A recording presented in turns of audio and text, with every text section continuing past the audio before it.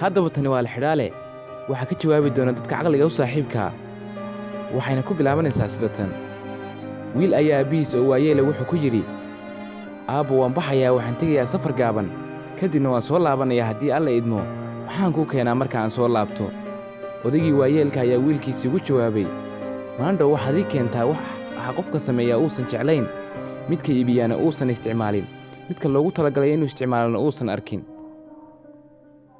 wiilkii aad ayaa u welwelay markii uu maqlay codsiga aabbihiis. haddaba su'aashu waxay tahay, waa maxay waxa uu odaygu wiilkiisa ka dalbaday inuu u keeno?